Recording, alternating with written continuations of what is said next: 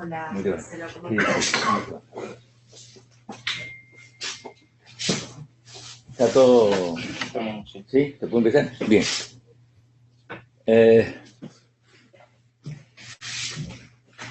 Esto es algo publicado hace muy poquito, en febrero del 2016, y esto otro está publicado en mayo del 2016. Uno en el British Journal y otro en el Current Opinion Critical, que en realidad yo estas dos cosas las puse para que veamos que esta es una problemática actual. O sea, el mundo anestesiológico y el mundo de los cuidados críticos se cuestiona la ventilación mecánica en pediatría y de este paper yo tomé como cosa que me pareció central es que cada paciente requiere un tratamiento absolutamente especial y la ventilación mecánica debería ser un traje a medida para ese paciente y en ese momento.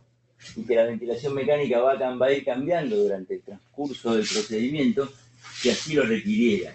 Si nosotros pensamos que vamos a establecer un setting de tantos mililitros kilo, tanta frecuencia respiratoria, tanta presión o tal volumen, nos equivocamos, porque esto va a ir cambiando y es lógico que vaya cambiando y tenemos herramientas para poder monitorear ese cambio y poder hacer las correcciones que fueran necesarias. Esto simplemente como recuerdo, pero este recuerdo trae alguna cosa que nos pone en tema de cuál es la problemática del paciente pediátrico y fundamentalmente del recién nacido o del chico de bajo peso. Que es, vean la resistencia de la vía aérea en el pretérmino, en el chico de término y al año. Los cambios de resistencia de la vía aérea son notables y los cambios en la complacencia también. Y la complacencia es el gran cuco y es el factor que más nos va a modificar nuestra estrategia ventilatoria. Y como otra cosa para recordar es que este rublo presión-volumen, que hoy lo tenemos disponible en casi cualquier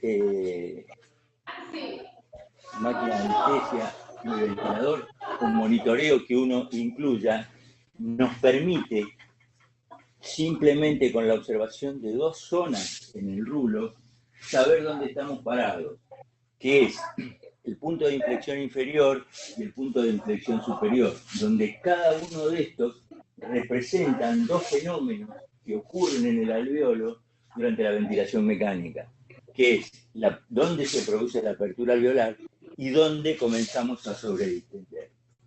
O sea, con este pequeño truco estamos en condiciones de saber cómo estamos. Y si uno graba un rulo cuando comienza el procedimiento y después lo usa para ir analizando la evolución del caso, puede tener una idea cabal de lo que está pasando. Cuando nos planteamos ventilar mecánicamente a un enfermo, tenemos que pensar cuál es la mejor estrategia ventilatoria para ese paciente.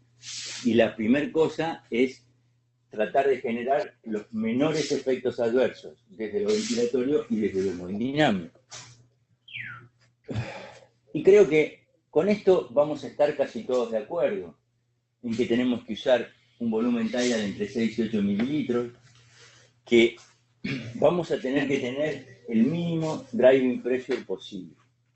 Y vamos a ir un poquito desarrollando el concepto de lo que es el driving pressure.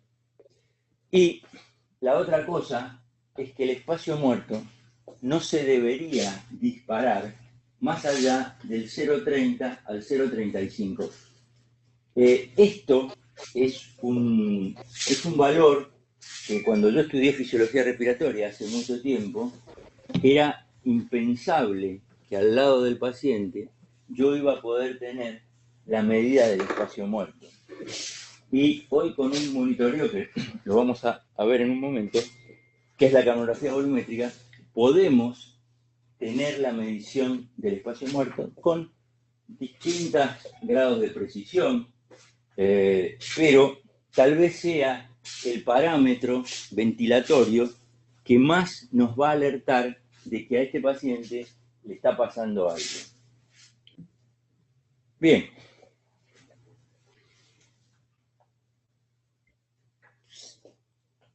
Si nos pusimos de acuerdo en cuáles eran la mejor estrategia, esa se va a traducir en algunas manifestaciones. Voy a tener que pensar que mi paciente tiene que estar con ese volumen corriente normocápnico y a ultranza yo debo conservar y respetar la capacidad residual funcional. La pérdida de la capacidad residual funcional es la consecuencia de la modificación de todos los otros parámetros que estuvimos viendo. Que sabía, si nosotros, y esto va como un anexo, me preguntan si yo... Sí. ¿Qué tal? ¿Se escucha bien a los que están a distancia? Sí, Hola, perfecto. a todos. ¿Se escucha bien? Apaguen los micrófonos porque los estamos escuchando. Después vamos a dar unos minutos para unas preguntas. Al doctor, se los presento, es el doctor Marcelo Campos, secretario científico de ARBA, y es una charla que nos iba a dar en el Congreso, en el seminario que hicimos hace un par de semanas, que por el paro nacional no se pudo dar la charla del doctor. Así que bueno, estamos en eso. Cualquier cosa, después levanten la mano en los minutos de preguntas. Gracias. Bien. Acuérdense el micrófono. Volumen corriente, conservar y restaurar la capacidad residual funcional. Si nuestra estrategia inicial estuvo bien diseñada y no pasaron cosas y la cirugía no fue de tal o cual órgano afectado, vamos a tener poca pérdida de la capacidad residual funcional. Este es un trabajo de Haber, que yo tengo 2 o 3 diapositivas de ese paper que después se los voy a pasar porque es una cosa que está recientemente publicada y él se refiere al ajuste fino de la ventilación en el neonato y tiene 3 o 4 tips que me parecen muy interesantes para comentar. Debemos evitar la hipocapnia y la hipercapnia. ¿Qué consecuencias trae la hipocapnia? Que es la leucomalacia periventricular, y la hipercapnia, la hemorragia intraventricular, bueno, y la hipoxemia, ya sabemos qué puede pasar. Está bastante validado qué ocurre en los pacientes con hipocarbia, y este trabajo que todo anestesiólogo lo debería leer, si no meterse en el terreno farragoso de la estadística sofisticada que usó Amato, pero esto fue una bisagra en lo que es la ventilación mecánica, en la conceptualización de los parámetros que realmente son los que van a modificar la morbimortalidad. Y es el driving pressure. Acá se ve claramente cómo aumenta el riesgo de mortalidad a medida que vamos aumentando el driving pressure. Y esto es categórico y tal vez esta definición ponga un poco las cosas más en claro de qué pasa. Esto fue difícil de valorar y realmente Amato lo cuantifica muy bien en su trabajo, que es que cuando el volumen TAI, la presión pico, es la relación entre la presión pico y la PIP la que va a generar este driving. Entonces, cuando uno quería sacar conclusiones con otros trabajos, se modificaba uno, no se modificaba el otro, y era muy difícil sacar una conclusión. Y él tuvo la inteligencia de poder poner de manifiesto esto. Por otro lado, yo les hablaba del espacio muerto y que hoy lo podíamos mirar, ¿no? Y el aumento del espacio muerto en pacientes pediátricos, y esto está hecho en pacientes pediátricos, publicado en el Critical Care of Medicine del año 2015, aumenta claramente en la mortalidad. Y este otro trabajo este hombre ha publicado mucho sobre el tema también.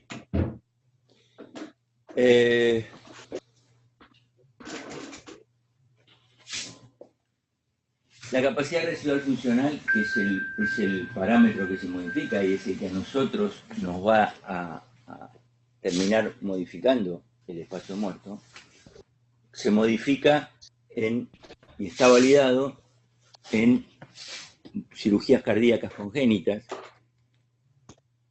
y los resultados cambian. Y tenemos que entrar, acá vamos a empezar a caminar un terreno que nos va a intentar explicar por qué el paciente dormido bajo anestesia y ventilado le pasan cosas. Y esto, el pulmón tenemos que tener absolutamente claro que es una cosa heterogénea. Y vamos a tener alveolos normales, alveolos colapsados y alveolos distendidos. Esto pasa siempre y en mayor o menor medida también nos está pasando ahora a nosotros, pero tenemos la capacidad residual funcional que corresponde, porque nuestro mecanismo ventilatorio es absolutamente distinto a cuando nosotros aplicamos la presión positiva. Acá pueden ver cómo durante el transcurso de la anestesia, en la posición, el paciente anestesiado paralizado, se va modificando la complacencia. Y acá vienen algunas cosas que ocurren. Cuando se empieza a modificar la complacencia, pues vamos a tener más reclutamiento tidal, o vamos a tener más reclutamiento tidal si seteamos el ventilador de una manera incorrecta. El reclutamiento tidal o la sobredistensión alveolar, que es otro fenómeno que ocurre, aumenta la producción de citoquinas y el secuestro de glóbulos blancos. ¿Y cuándo empiezan a pasar todas estas cosas? Y acá es la evolución natural, si uno no hace absolutamente nada, de un paciente que está. ¿Qué ocurre en un paciente ventilado por presión o en un paciente ventilado por volumen en el transcurso del tiempo, cuando yo voy perdiendo esa capacidad residual funcional, cuando voy teniendo alveolos colapsados y alveolos sobredistendidos? La eterna discusión si ventilar por presión o ventilar por volumen, que es la cosa de todos los días. Y bueno, si yo no voy a tomar ninguna medida y comienzo a ventilar por volumen, a medida que empiezo a perder capacidad residual funcional, lo que voy a empezar a tener mayor colapso alveolar. El pulmón le va peor. Si yo ventilo por presión, que en quirófano muchas veces es complicado, no voy a tener eso. Porque ¿cuál es el mejor de los mundos? El mejor de los mundos es ventilar por presión y poder garantizar el volumen. Lo que pasa es que yo, lo que se los comentaba al principio, cuando yo ventilo por volumen, por presión y quiero garantizar el volumen, tengo que tener un setting ventilatorio inicial muy correcto. Y a uno le suena esto de ventilar por presión y garantizar por volumen. ¿Qué? ¿Cómo lo hace el equipo? Imagínense que ustedes tienen un residente castigado porque no hizo la guardia y le... Sí, ¿qué tal? Hernán Colman, ¿sos vos? Hola. Sí, ya lo pago, perdón. Dale, gracias. Perdón, disculpe. Digo, seteo el ventilador por presión y miro cada vez, en cada ciclo ventilatorio, el paciente le cae el volumen y le aumentó la presión, teniendo límites de seguridad. Esto es lo que va a hacer el aparato. El equipo hace eso, no hace más que eso. Es a partir de una programación inicial, en el cual yo seteo qué presión voy a trabajar y qué volumen le quiero garantizar. Tomando esos parámetros iniciales, la máquina va a ir. Cuando el volumen cayó, voy a aumentar la presión. Esto, ¿cuál es la clave cuando estoy haciendo esto? Si voy a utilizar ventilación por presión por volumen garantizado. Setear muy bien el tiempo inspiratorio. Y para setear muy bien el tiempo inspiratorio, la única cosa que yo tengo es ver la curva flujo-tiempo. O sea, no debería existir ninguna máquina de anestesia, ni ningún ventilador. Los ventiladores de cuidados intensivos todos tienen esto, en el cual yo no pueda ver la curva flujo-tiempo. O sea, para programar un ventilador tengo que usar la curva flujo-tiempo sí o sí siempre. Bien.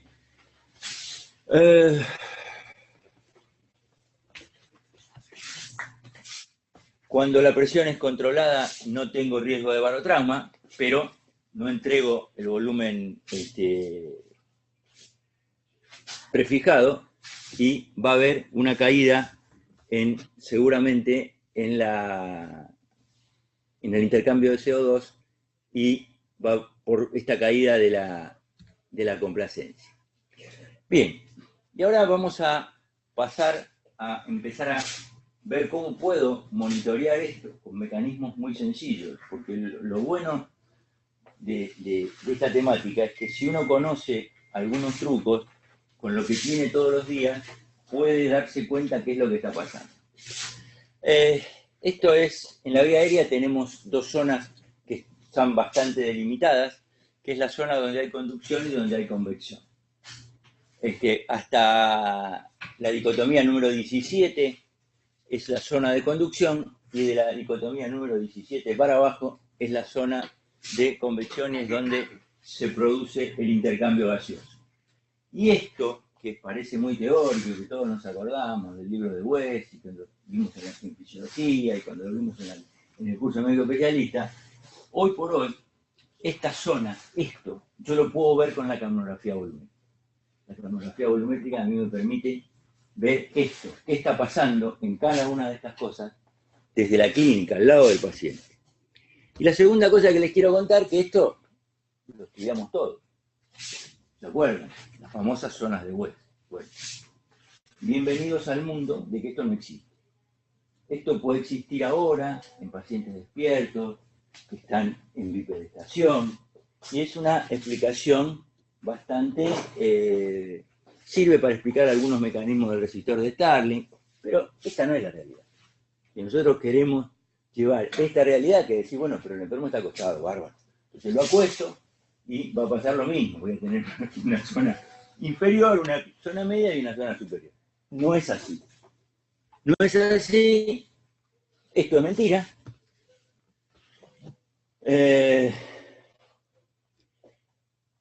La distribución de la ventilación es heterogénea en la microgravedad, hasta por ahí nomás. Hay algunas cosas, pero en microgravedad el tamaño de los alveolos es igual en todo el pulmón, o sea que la cosa gravitatoria no tiene mucho que ver. Y esto no es un loco que viene hoy a la mañana, a las 8 de la mañana al hospital y les cuenta estas cosas. En el British Journal, un artículo de revisión del año 2007, ya Galvin habla de la distribución del flujo y la ventilación en el pulmón. Y el modelo que mejor representa a la distribución de la ventilación y de la perfusión en el pulmón es el modelo fractálico. Por el modelo fractálico, esto se explica muy bien.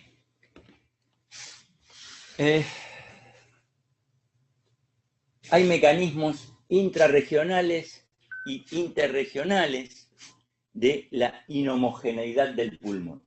Y esta inhomogeneidad del pulmón, yo me quiero detener un poquito acá, esto lo demostraron muy bien con la inhalación de microesferas, está publicado en el Journal of Applied Physiology del año 2000 o 2001, y lograron esta representación. Esto es lo que pasa, esto es lo que está ocurriendo, la realidad es esta, no es otra. O sea, si las zonas de West y todo eso, olvidemos nada porque no existen.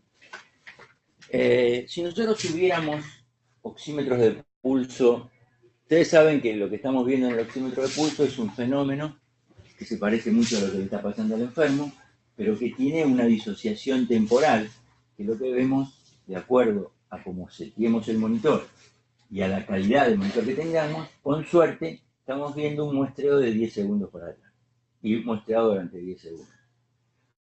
Si nosotros pudiéramos ver en tiempo real la oximetría de pulso, ventilación a ventilación, veríamos que que la oximetría de pulso se modifica. Y esa modificación de la oximetría de pulso, ventilación a ventilación, ocurre por la inhomogeneidad del pulmón.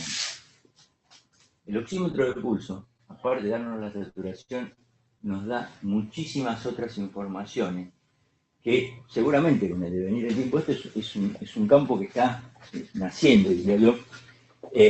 Poder ver la inhomogeneidad del pulmón me va a permitir ver si tengo colapso, si tengo sobredistensión, mejor dicho, si hay aumento del espacio muerto. Vamos a empezar a llamar las cosas un poco más genéricas. Si mi espacio muerto se modificó, ¿por colapso o por sobredistensión? Bien. La distribución de la ventilación, sin duda, esto lo dice Gerardo Tussmann, impacta sobre la relación BQ. Esto es claro, no hay... Cuando el pulmón se convierte en menos heterogéneo, hay mejor intercambio gaseoso. La distribución depende de esta estructura fractálica, como lo vimos recién, eso está claro. Se afecta con la posición del paciente y también se afecta con la ventilación mecánica a presión positiva. Pero no lo encontré, pero en el viejo libro de NUM, de fisiología respiratoria, cuando todavía la oximetría de pulso no existía, NUM escribe que dice que los pacientes que se someten a anestesia general se los debe ventilar con una fracción inspirada mayor de 0,21, aproximadamente por encima de 0,40. ¿Por qué? Porque veían que había zonas del pulmón que no ventilaban. Eso lo dijo NUM en el año 60 y pico. Nosotros hoy todavía ese concepto, él lo dijo y no sabía bien por qué lo decía, porque todas estas cosas son muy posteriores, pero era su observación. Bien. ¿Qué es el espacio muerto? El espacio muerto nosotros lo estudiamos y es la porción del volumen tidal que no participa del intercambio gaseoso. Hay una parte que es fija, que es la anatómica, hay un espacio muerto alveolar y hay un espacio muerto que se genera por las alteraciones de la ventilación-perfusión.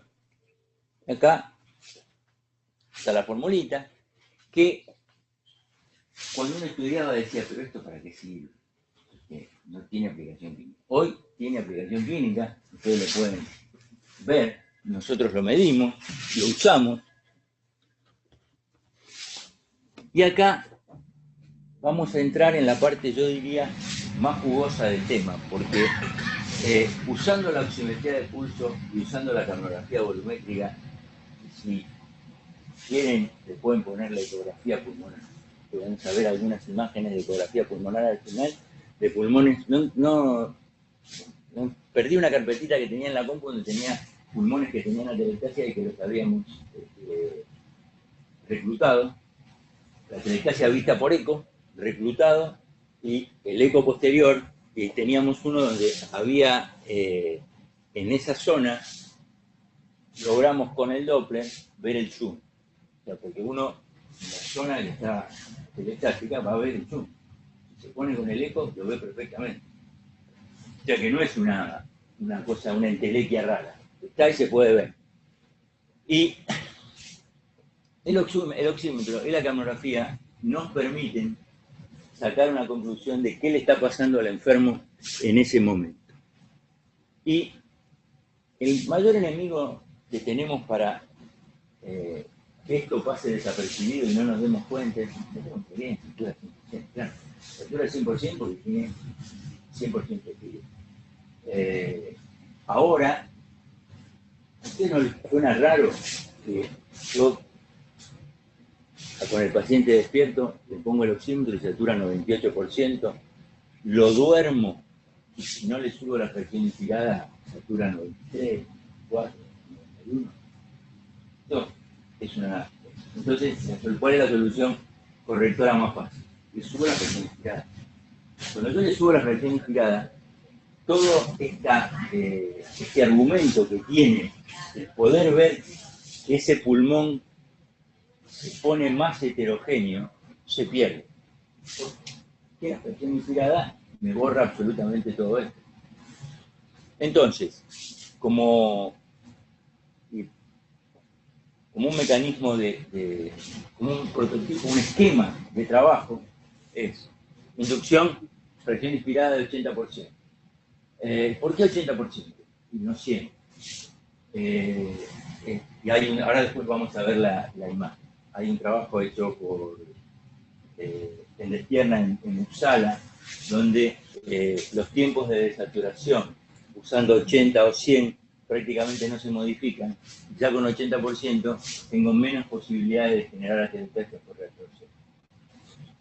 Después del paciente que está, luego de la inducción, con el paciente ya intubado y ventilado mecánicamente, lo tengo que pasar a fracciones inspiradas de 25 al 35%, porque esto es lo que me va a permitir a mí ver si el paciente tiene alguna alteración BQ. Esto es fácil de hacer y es fácil de ver, y ahora está totalmente validado.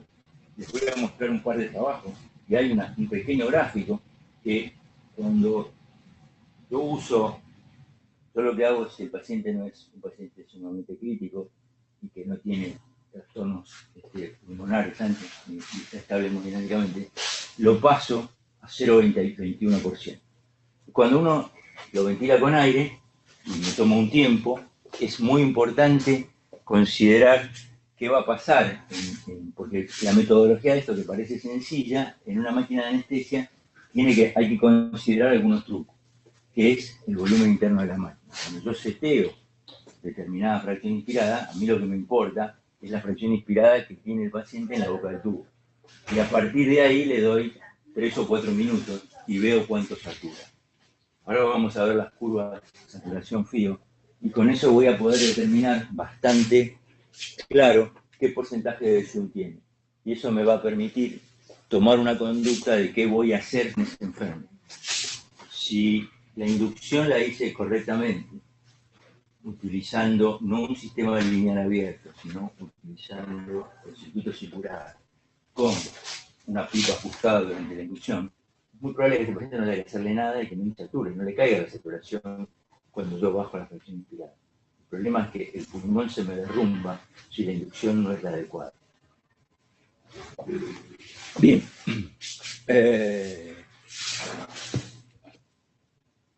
Este es el trabajo publicado en el Anestesiología de 2003. No, de ECMAR, no es en esquema. Y acá es donde ellos sacan que el 80%, es muy interesante este trabajo. Con esa fracción inspirada me alejo no tengo más tiempo no compro más tiempo de no perder la saturación, tiene intubación dificultosa, y tengo menos atelectasia por reabsorción.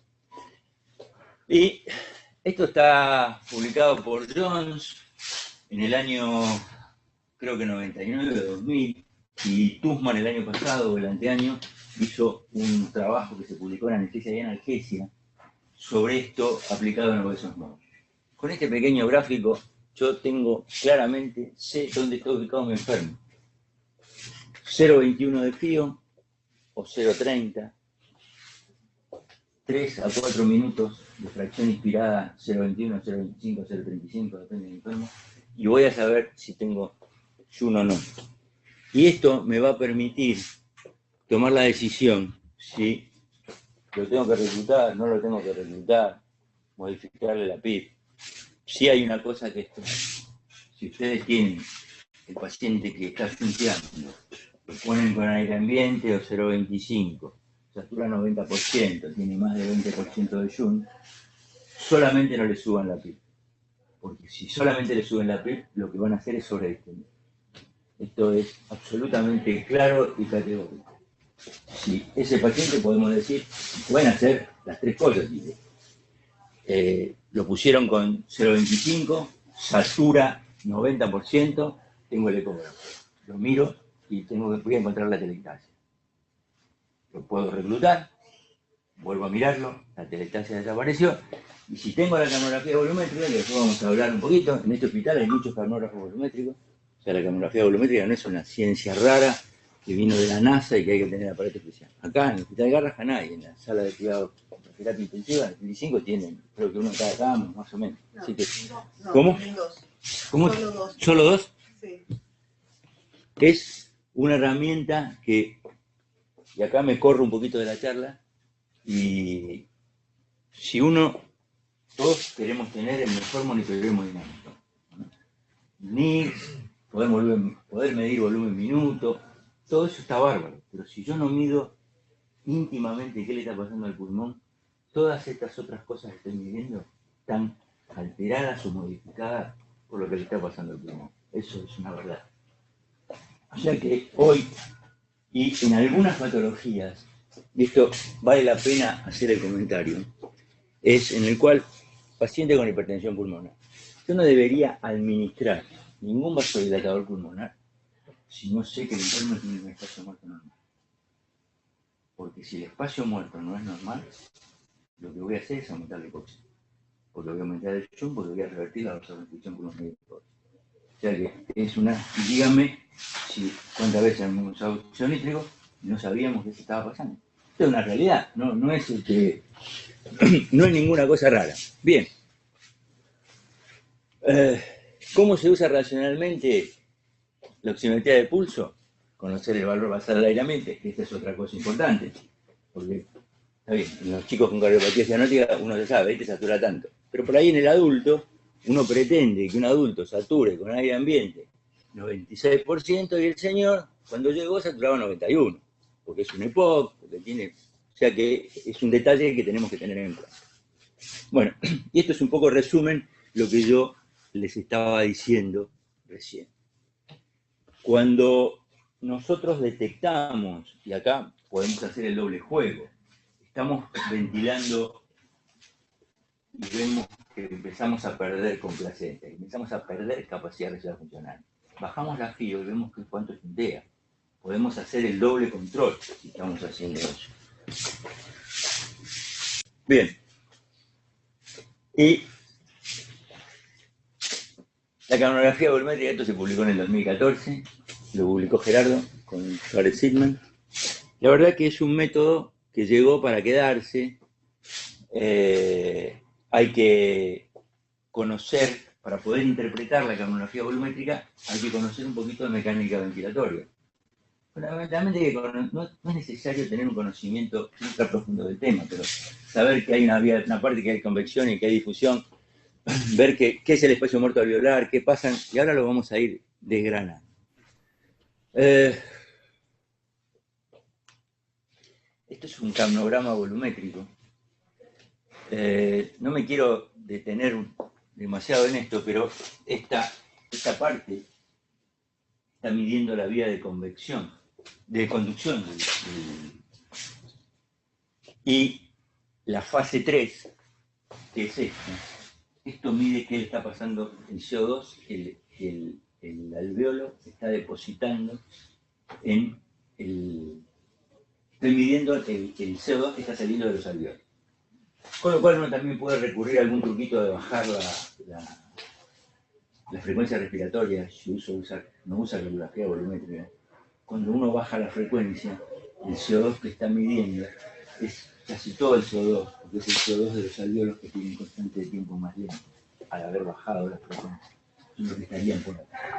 Pero en la capnografía volumétrica, esto representa la presión alveolar de CO2. ¿Y cómo calculan la presión alveolar de CO2 media? Eso es un poco, los equipos modernos de capnografía no tienen totalmente resuelto el tema porque son modernos pero no tanto, y se usa un método planimétrico que es calcular el punto por acá, donde esta línea comienza a cruzarse con la pendiente de la curva, que lo hacen por planimetría. Pero esto hoy se hace por un cálculo matemático, no es necesario hacer la medición planimétrica. Y los equipos que hay acá, el Philips, lo hace por planimetría. Bueno, pero eso es un detalle que no importa, y es lo que yo les decía recién. Esta es la zona de la fase 2 de la capnografía volumétrica, y la zona de los alveolos es la fase 3. Y acá pone bastante claro todo el área bajo la curva amarilla, que es la ventilación alveolar efectiva.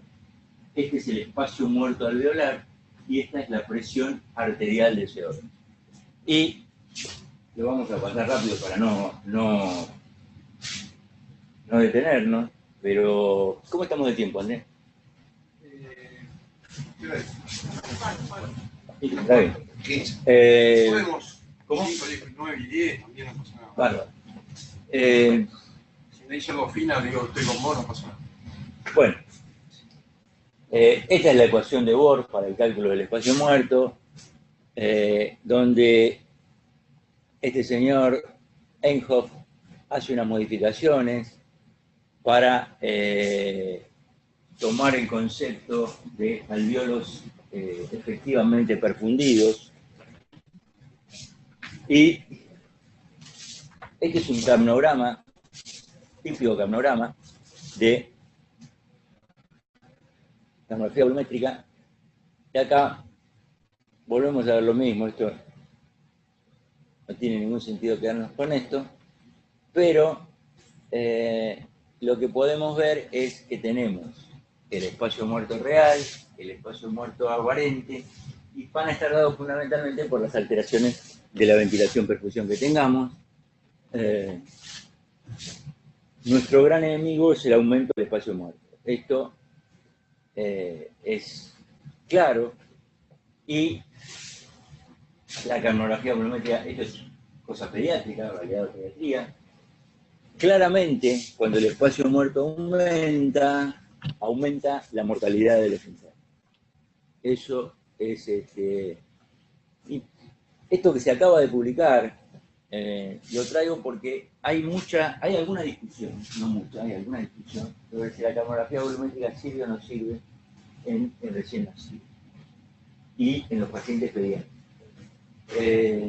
Este señor está haciendo capnografía volumétrica y está validando la forma de calcular el espacio muerto usando la fórmula de Bohr o la fórmula de que no nos importa en este momento eso, pero yo lo traje para que vean que la capnografía volumétrica sirve, se usa y se puede, y ahora les voy a mostrar lo que estamos haciendo nosotros.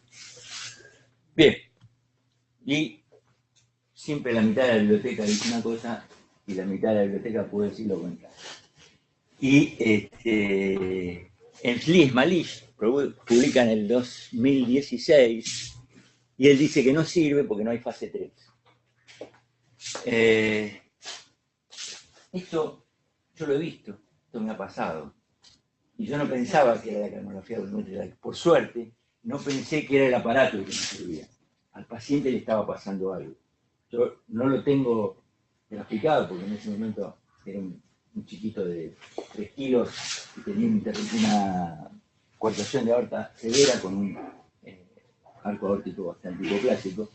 Y cuando el ayudante le separa, el paciente estaba en posición de trabetomía, corre el separador para darle mejor campo al cirujano. Yo estaba teniendo capnogramas normales, aparece esto, y a la siguiente ventilación se mochó acá, apareció esto. Una ventilación tras de la otra. Lo que ocurrió, si esto hubiese evolucionado, en el respirador uno no veía grandes cosas, pero el paciente no tenía ventilación alveolar. Yo me di cuenta con una ventilación que no tuvo, si me hubiese dado cuenta por la oximetría hubiese sido 1 minuto y medio después o 1 minuto después. O sea que es un mecanismo que si uno lo tiene y lo sabe usar, ayuda mucho para el monitoreo. Bien, este es un paciente de 3,2 kilos, en enfermo nuestro, en el cual estamos haciendo capnografía volumétrica con este aparato. Vemos la ventilación alveolar, el CO2 medio, la presión de CO2 de fin de expiración y la producción de CO2. Y esto es esa gráfica analizada offline, haciendo el análisis del capnograma. Yo acá no traje la fórmula, pero con esto calculo Bohr y Einthoff no online, sino fuera de, tomando los datos crudos y reconstruyendo la curva. Yo se los traje para decirle que sí, que tiene fase 3, vean la fase 3 que tiene. O sea, esto es... Pero, y ahora vamos a entrar en otro punto, ¿qué es esto? Y esto me parece que es un punto de aplicación práctica y que me parece central. Este es un circuito circular, no hay muchas cosas para decirle, todos sabemos que el espacio muerto empieza acá, y de ahí para adelante. Bien. Entonces de ahí para adelante, nosotros le ponemos todas estas cosas, ¿no? Y vean los volúmenes que tienen de espacio muerto. Un codo tiene 8 mililitros. Un chico de 3 kilos, que le calculo un volumen tidal de... No más de 20. 20, 22. El volumen tidal bueno, 3 kilos, 6 mililitros kilo de BT, 8 mililitros kilo de BT, vamos, 8 mililitros kilo, son 24. Esto me está dando, un tercio de la ventilación se la lleva esto. Con lo cual, ya, si yo pongo esto, y ahora vamos a ver porque después le pongo la granulografía volumétrica, no voy a tener nunca fase 3. Porque es un tema de instrumental, claramente. Bueno, ni que hablar con estas otras cosas, que también algunos las sabían. Y acá es donde los respiradores de cuidado crítico nos sacan la gran ventaja. Si uno mira el sensor de flujo que tiene, o el Engstrom de látex omega, o el sensor de flujo que tiene el maquete, el servoide de maquete, tienen menos de 1 mililitro de espacio muerto. Hay una diferencia abismal.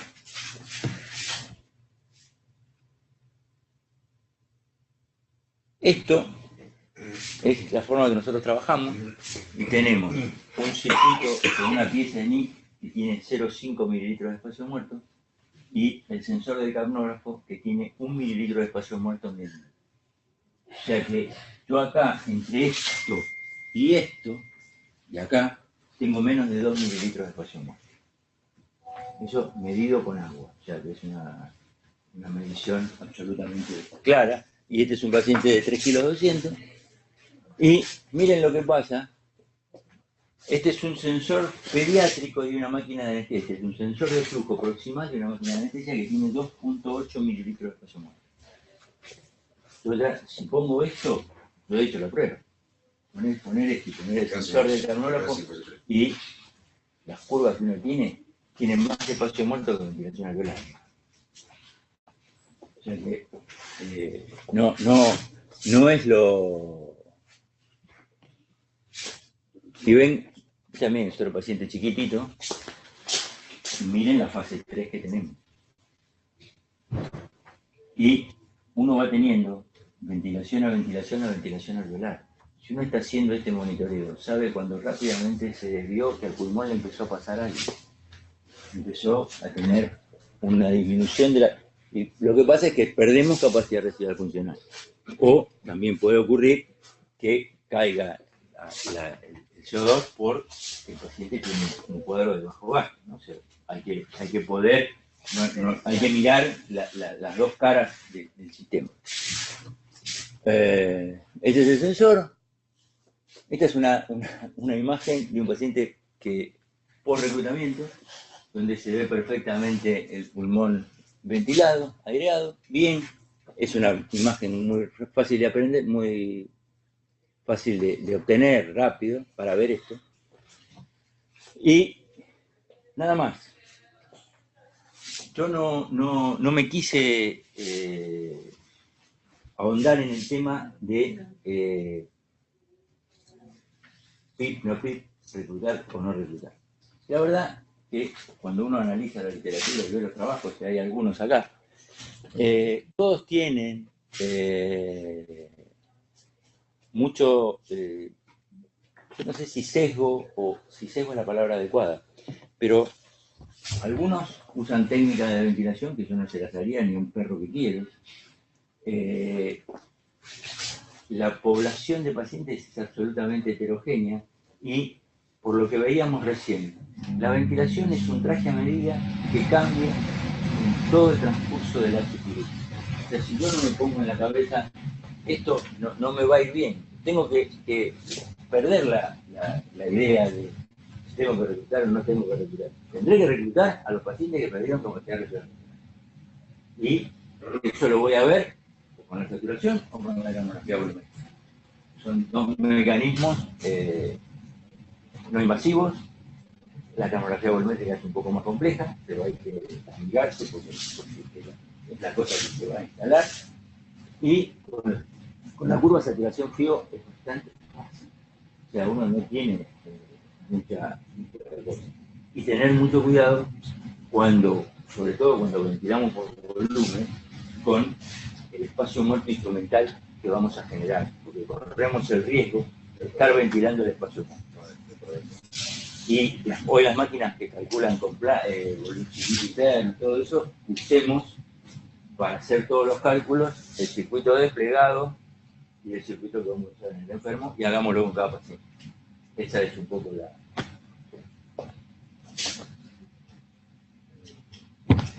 ¿Preguntas? Uno de los ítems de una de las estudios decía que el oxígeno, la oxigenación es uno de los determinantes de la inhomogeneidad de la ventilación. ¿Por qué? Porque por la telectasia, por la telectasia. Claro. Si yo arranco con un paciente y lo ventilo con oxígeno al 100%, al cabo de 2 horas, la cantidad de... No voy a ver cambios en la saturación, pero voy a tener grandes cambios en la homogeneidad del pulmón. Si lo miro con el eco, voy a ver las atelectasias, y si le pongo la camografía, vengo de entrada, le pongo la camografía volumétrica, tengo el espacio muerto, y cuando termina le pongo la camografía volumétrica, voy a tener un espacio muerto mucho mayor. Y la PO2 puede servir como indicador en este caso. Cuando vos ventilás con FIO2 más altas, las caídas Y de la PAFI, PO2. eso es la PAFI. Sí, termina siendo En la realidad, PAFI. eso es la PAFI, sí. Lo que pasa es que la PAFI es... ¿Para qué le voy a medir la PAFI si le puedo medir la oximetría, que no es invasiva y que me va a Vos dar... podés tener caídas de la PO2 importantísimas sin modificación de la saturación. Siempre y cuando Sí, ventiles con una FIO. Claro, el Pero tema por es... eso estoy diciendo No, no, ventilar a ver, con FIO2 más altas. si ventilás con FIO más alta, todo esto se pierde.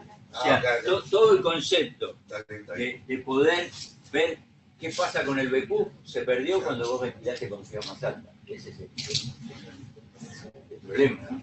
Marcelo, hay bastante consenso en cuanto a la maniobra del ministro, pero hay mucho disenso en qué maniobra en el ayuntamiento sea en pediatría. ¿Vos qué maniobra usás? ¿No tenés que usar? ¿Y crees que hay tanto consenso? ¿De qué no hay consenso? Está bastante claro, ¿no? Sí. A ver, ¿cómo se hace la maniobra de regulamiento en adultos? Hoy no se discute. No se discute, bueno, por eso te digo. Eso, Pero el niño, viste que buscando Mira, material siempre... los chicos que no tienen patología pulmonar, sin patología pulmonar, y sin patología cardíaca, uno puede, a ver, ese trabajo de Haber que yo les mostré al principio, es un suizo, él describe en ese trabajo de afinando la ventilación en el recién nacido, que está muy bien hecho, tiene muchas cosas publicadas, investigación básica. Él usa la maniobra de 30 centímetros de pico durante 10 segundos, 20 segundos. Que es una maniobra que está hoy, que diría, casi desterrada. Bueno, él la pone, en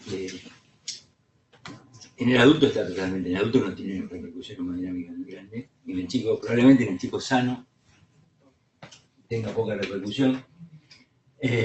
Hoy están trabajando en 10 centímetros, o sea, uno cuando hay algunas cosas que son negociables en la maniobra de regulamiento. En un chico no debe pasar más de 30 del pico y no más de 15 del pico. Eso es, si vos me decís, en un chico que está distresado, que hace 2 meses que está ventilado, en un mes con un distrés, las presiones de apertura probablemente sean... Es un paciente que tiene hiperflujo pulmonar. Por esos pacientes que tienen hiperflujo pulmonar seguramente toleran, sin deterioro hemodinámico, presiones pico más elevadas. Porque la transmisión, eso es mucho más.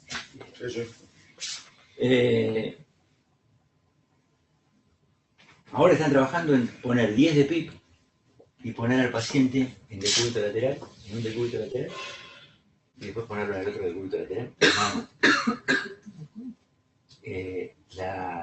Y eso se va a publicar en poco. ¿Con qué driving? ¿Cómo? ¿Con qué driving? Con el menor driving posible. Claro, siempre menor driving posible. Con el menor driving posible. Y si no, hacer una maniobra de reclutamiento con el adulto mucho más cuidada. Y acá yo quiero hacer que durante muchos años la única cosa que teníamos para ventilar los enfermos era la mano. Porque era peor. A veces la mano lo dejaba solito. El ventilador era peor el ventilador que la mano. Hoy tenemos la ventaja de que podemos tener al paciente conectado, o sea, va a estar el paciente conectado y yo voy a estar haciendo un monitoreo de la mecánica, cuando lo estoy ventilando a mano, puedo llegar a hacer una maniobra de reclutamiento sin pasar estos valores, sin tener este reclutamiento. Vos decías que podés llegar a una pico de 30, nunca más de una pico de 15. No más de eso. ¿Cómo llegás? ¿En qué tiempo? O una maniobra escalonada de reclutamiento, como una maniobra del adulto. Igual. Exactamente. Exactamente igual que el 2 o 3 adulto. ventilaciones por cada ciclo y Claro. aumentar de 2 en De 2 o 3. Y después ir bajando hasta llegar a la presión de colapso y volver otra vez a subir un poquito. Sí, yo la verdad que yo no debo reclutar ni el 15% de los enfermos. Creo que por ahí recluto cuando salía la salida de circulación intracorporal, pero y ese es otro punto. Uno no puede reclutar con el tórax abierto. No debería. O sea, no debería, y sobre todo haciendo una maniobra de reclutamiento. Sí hacer una maniobra de reclutamiento manual. Sin que se llamara maniobra de reclutamiento, uno la hacía Ya lo hacíamos a porque la salida de circulación intracorpórea porque el pulmón está colapsado. Lo que pasa es que ahí el pulmón está colapsado, pero está todo abierto. Y ni que hablar de la repercusión que tiene la pérdida de capacidad respirar funcional sobre la presión pulmonar. Cuando vos te perdés, yo tengo una charla de eso, si vos perdés capacidad respirar funcional, estás en cualquiera de los dos puntos, en el colapso, en la sobredistensión, y ahí tenés los brazos, o los intraviolares o los perialveolares, que están colapsados. Y la peor cosa que puede tener el pulmón, el ventrículo derecho, es luchar contra una cabeza de presión para la cual no está preparada, un ventrículo que maneja flujo, con otra curva de flujo absolutamente distinta. Es un ventrículo no preparado para trabajar con presiones altas, no lo tolera, claudica rápidamente. O sea que la repercusión hemodinámica que tiene eso, y volviendo al caso de esos enfermos, si yo no les soluciono el BQ primero y lo mido, no tengo que hacer ningún vasodilatador pulmonar. no, está clarísimo. La situación es y son cosas que desgraciadamente se ven que ocurren.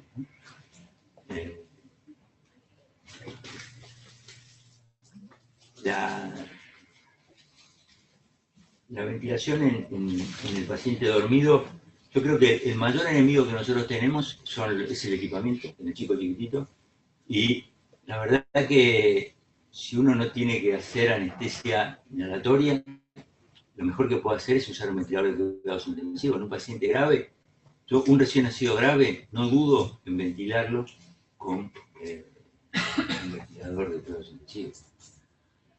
Porque es muy fácil de programar y los sensores no tenés toda la cosa instrumental y no tenés el circular en el medio que tiene su problema. Y otra cosa que sí vale la pena comentar es el traslado del si nosotros tuvimos un paciente de toda la cirugía, que le cuidamos el pulmón, que lo ventilamos con 0,4 de fracción inspirada, que le construimos el espacio muerto entre 0,3 y 0,35, y después lo pasamos a una camilla. Viene alguien Con una ambula, o con un ventilador de traslado, que la pulsa. es a dedo, o que si uno le mide la curva de flujo da una onda cuadrada o cualquier cosa. Y la verdad que si uno hace cirugía compleja, nosotros tenemos armado para sobre todo en el cual hay veces algunos procedimientos uno utilizamos la gestión estirada como un mecanismo para regular el QPQS. Y ese enfermo con 0,40 tenía un QPQS adecuado. Yo lo traslado con un ventilador de cuidados intensivos que tiene batería. Que antes de sacarlo del quirófano lo tengo un ratito con ese ventilador, si no lo usé para hacer la y con ese se va. O sea, ese, porque Pero llega totalmente colapsado. Tubos con oxígeno de aire. Sí. Sí. Uso un maquet, un servoil, con un tubo de aire, que tiene batería, tiene 2 horas de autonomía. Y con eso traslado al enfermo. Me he ganado las puteadas de todo el mundo.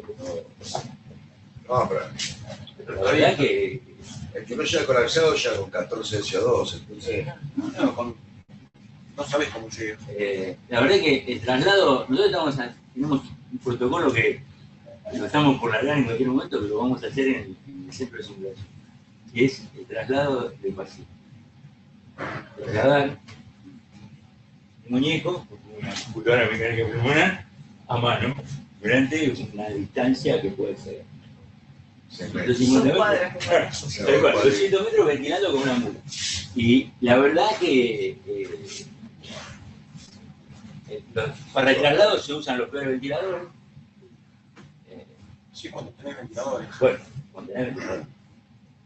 no, si no le dan a la ambulancia. Y si tenés ambú, si no tenés que salir con el baraca. Ah, bueno, ya se hace pinchar. Con el ambú podés poner una válvula de PIP. El problema estuvo durante. ¿Cómo? Válvula de PIP. No, eso sí. Cuando el paciente, cuando el polo tuviste con 7 de PIP durante toda la cirugía y estaba perfecto. Podés ponerle una válvula, podés usar un ambú poniéndole una válvula de PIP. La verdad que la válvula de PIP vale 300 pesos. No, eso vale nada. Después te imaginas que la cama Es que lo primero que desaparece. No, pues tendrías que tener para conectar a la ambú que la conectás.